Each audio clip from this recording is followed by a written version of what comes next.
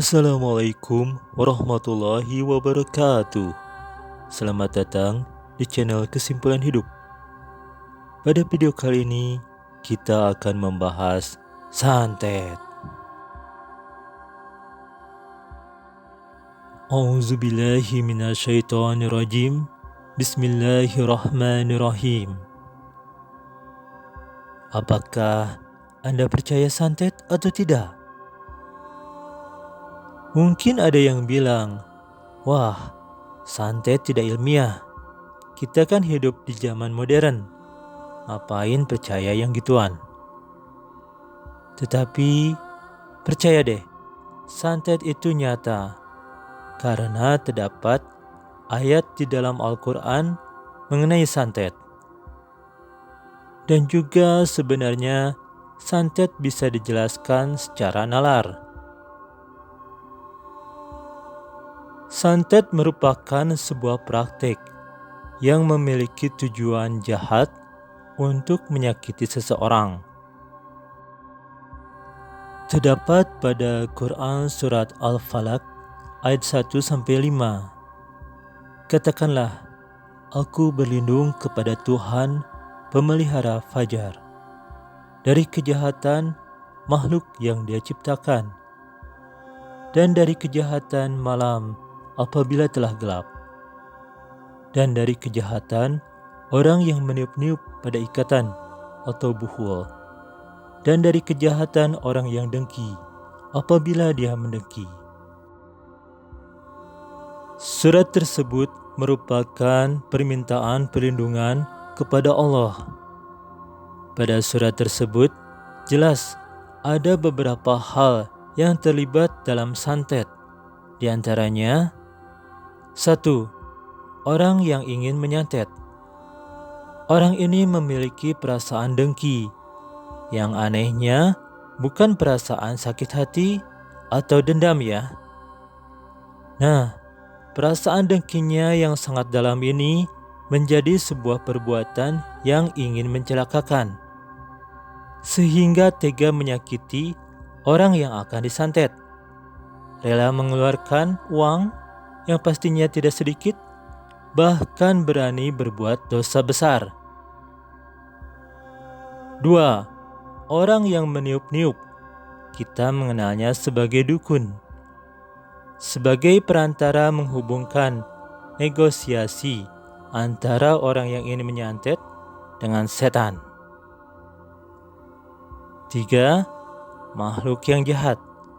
Dalam hal ini adalah setan dari golongan jin sebagai eksekutor untuk menyakiti korban. 4. Buhul atau media sebagai pengikat setan yang akan mencelakakan korban. Setan tersebut terikat pada buhul melalui mantra dukun, entah melalui sebuah perjanjian atau semacamnya. Ada berbagai macam buhul pada praktek santet. Mungkin ada yang isinya boneka, rambut, dan sebagainya, yang biasanya ditanam pada sebuah tempat. 5. Korban atau orang yang disantet. Yang pastinya, semua hal itu mempunyai hubungan. Ada sebuah pertanyaan, apakah jin bisa menyakiti manusia? Bagaimana jadinya jika hal tersebut bisa terjadi? Manusia dan jin hidup di bumi, tetapi jin berada pada frekuensi, maksudnya alam yang berbeda. Manusia tidak bisa melihat jin, tetapi jin bisa melihat, bahkan bisa menyakiti manusia. Apakah begitu? Kayaknya tidak semua jin yang bisa melihat manusia. Tetapi hanya setan dari golongan jin saja yang bisa melihat manusia. Quran Surat Al-A'raf ayat 27. Wahai anak cucu Adam, janganlah sekali-kali kamu tertipu oleh setan, sebagaimana ia, yaitu setan, telah mengeluarkan ibu bapamu dari surga dengan menanggalkan pakaian keduanya untuk memperlihatkan kepada keduanya aurat mereka berdua. Sesungguhnya ia, yaitu setan, dan para pengikutnya melihat kamu, di mana kamu tidak bisa melihat mereka. Sesungguhnya kami telah menjadikan setan-setan itu sebagai penolong bagi orang-orang yang tidak beriman. Dan apa jadinya jika setan dari golongan jin bisa menyakiti manusia? Misalkan menggigit, mencekik, dan sebagainya. Serem juga ya. Setan dari golongan jin hanya bisa membisikkan ke dalam dada manusia. Quran Surat An-Nas ayat 1-6. Katakanlah, aku berlindung kepada Tuhan manusia, Raja manusia, sembahan manusia, dari kejahatan bisikan yang bersembunyi, yang membisikkan ke dalam dada manusia, dari jin dan manusia. Tetapi meskipun hanya membisikkan ke dalam dada manusia, efeknya lumayan dahsyat. Pada Quran Surat An-Nas ayat 5 disebutkan, membisikkan ke dalam dada manusia. Yang ada di dalam dada manusia adalah jantung. Sedangkan posisi hati berada di bawah tulang rusuk dada. Dalam bahasa Arab, kata kolbu berarti jantung. Bisa dilihat pada Kamus Al-Munawwir halaman 1145. Sedangkan hati diterjemahkan dengan kibd atau kabid. Atau dalam Kamus Al-Munawwir halaman 1183 disebut al-kabidu. Membisikkan ke dalam dada manusia atau membisikkan ke jantung. Apakah jantung bisa mendengar? Banyak penelitian menunjukkan bahwa kesehatan pendengaran dan kesehatan kardiovaskular seseorang seringkali saling berkaitan. Kardiovaskular adalah istilah yang merujuk pada sistem jantung dan pembuluh darah dalam tubuh manusia. Beberapa peneliti berhipotesis dikarenakan telinga bagian dalam sangat sensitif terhadap aliran darah. Mungkin dikarenakan hal tersebut, ada hubungan antara jantung dengan bisikan setan. Jantung adalah sumber energi elektromagnetik paling kuat dalam tubuh manusia dan dapat memancarkan medan elektromagnetik terbesar di antara organ-organ tubuh manapun, bahkan lebih besar dari otak. Jantung menghasilkan medan elektromagnetik ritmis atau IM terbesar, kira-kira 5.000 kali lebih kuat dari IM otak. Medan magnet jantung tidak hanya meliputi setiap sel tubuh, namun juga meluas ke segala arah hingga ke ruang sekitar kita. Medan magnet jantung dapat diukur beberapa meter dari tubuh dengan menggunakan magnetometer yang sensitif. Jantung dapat merasakan, belajar, dan mengingat, dan terus berkomunikasi dengan otak. Saat kita dengan sengaja menikmati emosi positif seperti kepedulian, kasih sayang, dan penghargaan, jantung memproses pengalaman ini, dan ritme jantung menjadi lebih lancar dan harmonis, yang disebut koheren.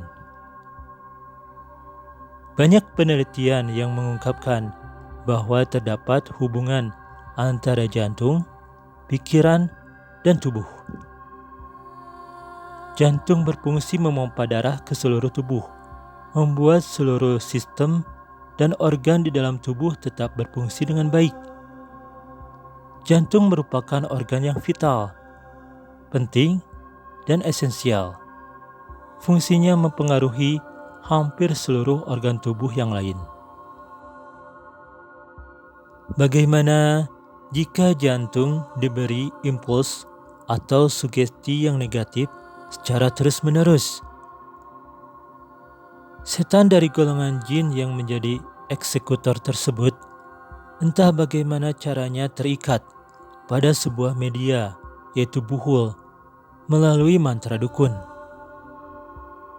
Buhul yang dibuat dukun tersebut dikubur di tempat biasanya korban santet beraktivitas, sehingga dengan radius jarak tertentu terkoneksi dengan korban santet. Setan tersebut membisikkan sugesti negatif terus-menerus, tiap hari, tiap jam, tiap detik. Sugesti negatif secara terus-menerus akan mengakibatkan gangguan somatoform. Gangguan somatoform membuat seseorang menganggap bahwa dirinya sedang sakit. Padahal sebenarnya itu hanya sugesti dari pemikiran mereka.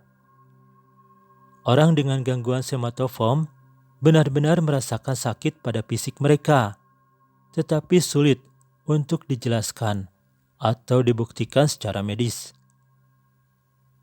Gangguan somatoform muncul dari alam bawah sadar, sehingga perwujudan dari dampaknya tergantung pada apa yang dipikirkannya.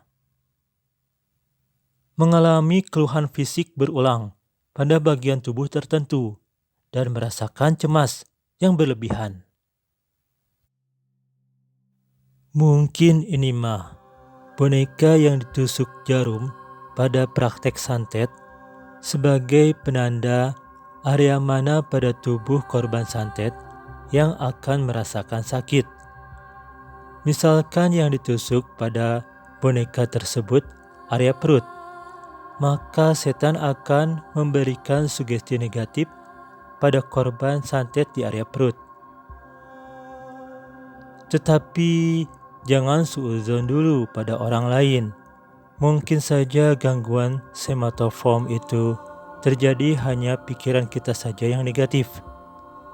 Jika korban santet ada yang memuntahkan beling, paku, atau benda tajam lainnya, mungkin itu santet yang dibarengi oleh sihir.